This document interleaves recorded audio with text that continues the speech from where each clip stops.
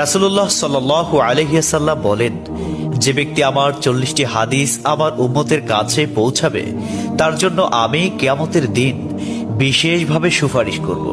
সুবহানাল্লাহ। নাম্বার 2, মানুষের মধ্যে যারা মৃত্যুকে বেশি করে স্মরণ করে এবং তার জন্য প্রস্তুতি নেয় তারাই সবচেয়ে বুদ্ধিমান। নাম্বার 3, প্রত্যেক জিনিসের জাকাত আছে, আর দেহের জাকাত হচ্ছে রোজা। নাম্বার 4, যে তার সময় আল্লাহর জন্য ব্যয় করে না তার জন্য জীবন অপেক্ষা মৃত্যু শ্রেয়। নাম্বার 5, যারা সব সময় ইস্তিগফার তথা ক্ষমা প্রার্থনা করে তাদের সাথে উঠা বসা করুন, কেননা তাদের হৃদয় সবচেয়ে কোমল হয়। নাম্বার 6, তুমি যত সিজদা দিবে আল্লাহ তত গুনাহ তোমার মাফ করে দিবেন। সুবহানাল্লাহ। নাম্বার 7, সূরা ফাতিহা প্রায় 1000 রোগের ওষুধ।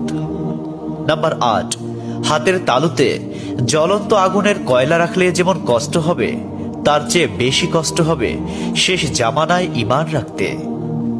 নাম্বার 9, রোজাদারদের জন্য প্রতিদিন জান্নাতকে সুসজ্জিত করা হয়। সুবহানাল্লাহ। নাম্বার 10, রাসূল সাল্লাল্লাহু আলাইহি ওয়াসাল্লাম বলেছেন, কিয়ামতের দিন সব নবীর চেয়ে আমার উম্মতের সংখ্যা বেশি হবে এবং আমি সর্বপ্রথম জান্নাতের দরজা খুলব। সহিহ মুসলিম, হাদিস নম্বর 196। 11, যে ব্যক্তি রোজা রাখা অবস্থায় মারা যাবে আল্লাহ তাকে কিয়ামত পর্যন্ত সকল রোজার সওয়াব দান করবেন। সুবহানাল্লাহ। নাম্বার 12, যে ব্যক্তি ফজরের নামাজ আদায় করল সে আল্লাহর হিফাজতে চলে গেল। নাম্বার 13, রাসূলুল্লাহ সাল্লাল্লাহু আলাইহি ওয়াসাল্লাম বলেছেন, রোজা ও কোরআন কিয়ামতের দিন মানুষের জন্য সুপারিশ করবে। মুসনাদে আহমদ, হাদিস নম্বর 6626।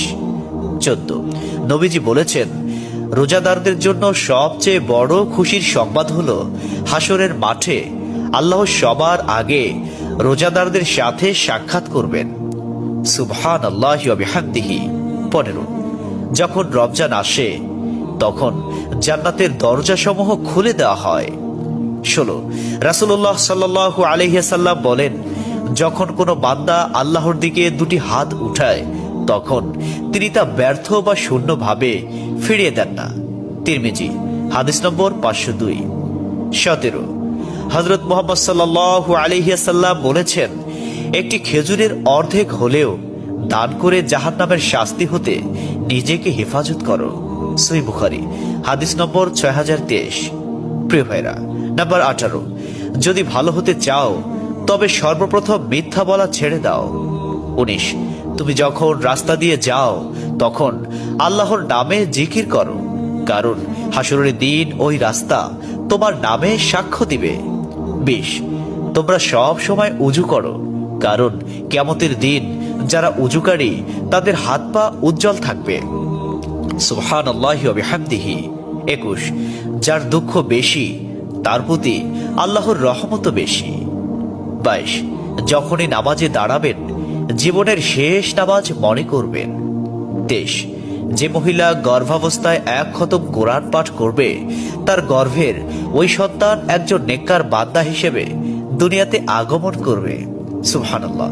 24, চুপ থাকার কারণে মানুষের যেই মর্যাদা হাসিল হয় তা 60 বছর নফল ইবাদত হতে উত্তম। সুবহানাল্লাহ। 25, রাসূলুল্লাহ সাল্লাল্লাহু আলাইহি ওয়াসাল্লাম বলেছেন, জান্নাতের সবচেয়ে নিকটবর্তী আমল হলো সময় মতো সালাত আদায় করা। সহিহ মুসলিম, হাদিস নম্বর 260। 26, যে ধোঁকা দেয় সে আমার উম্মতের অন্তর্ভুক্ত নয়। 27, তুমি জানো তুমি সঠিক তবুও তর্ক করো না, তর্কে জড়াইও না।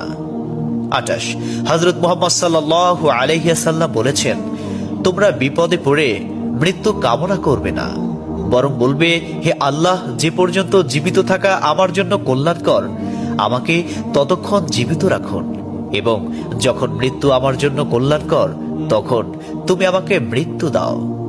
29, সূরা ইয়াসিনকে কুরআনের হৃদয় বলা হয়। 30, হযরত মুহাম্মদ সাল্লাল্লাহু আলাইহি ওয়াসাল্লাম বলেন, মায়ের একটি কষ্টের নিঃশ্বাস 7টি দোজখের চেয়েও ভয়ঙ্কর, আর একটি সুখের হাসি 8টি বেহেশতের সমান। সুবহানাল্লাহ। 31, যে অন্যের বাবা মাকে গালি দিল সে যেন নিজের বাবা মাকেই গালি দিল। 32 রাসূলুল্লাহ সাল্লাল্লাহু আলাইহি ওয়াসাল্লাম বলেছেন, আমি যা জানি তোমরা যদি তা জানতে পারতে তবে নিশ্চয় খুব কম হাসতে এবং খুব বেশি পরিমাণে কাঁদতে। 30 মানুষ যদি মৃত ব্যক্তির আর্তনাদ দেখত এবং শুনতে পেত তাহলে মানুষ মৃত ব্যক্তির জন্য কান্না না করে নিজের জন্য কাঁদত। 34 মহানবী সাল্লাল্লাহু আলাইহি ওয়াসাল্লাম বলেছেন, সূরা ফাতিহা তোমরা ধীরে ধীরে পাঠ করো, কারণ মহান আল্লাহ নিজে তার জবাব দেন। সুবহানাল্লাহ। হাদিস সূত্র মুসলিম 910। 35 রাসূলুল্লাহ সাল্লাল্লাহু আলাইহি ওয়াসাল্লাম বলেছেন, কিয়ামতের দিন যে জিনিসটি মুমিনদের পাল্লায় ভারী হবে সেটি হচ্ছে সুন্দর চরিত্র, আখলাক। আবু দাউদ হাদিস নম্বর 4101। 36 কবরের ভিতরের প্রথম চাপ পৃথিবীর সকল কষ্টকে হার মানিয়ে দেবে। 37 হযরত মুহাম্মদ সাল্লাল্লাহু আলাইহি ওয়াসাল্লাম বলেন, যে ব্যক্তির অন্তরে এক সরিষা দানা পরিমাণ অহংকার থাকবে সে জান্নাতে প্রবেশ করতে পারবে না।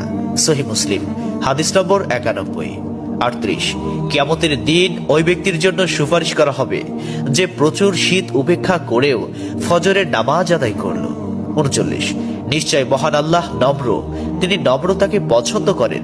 তিনি নম্র স্বভাবের লোকদেরকে যা দান করেন তা কঠিন স্বভাবের লোকদের দান করেন না। আবু দাউদ হাদিস নম্বর 4807।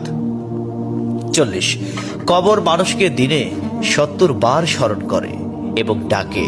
আল্লাহ সুবহানাহু ওয়া তাআলা আমাদের সঠিক জ্ঞান এবং বুঝার তৌফিক দান করুন এবং আমাদের এই সমস্ত হাদিস সমূহের উপর আমল করার তৌফিক দান করুন। আমিন।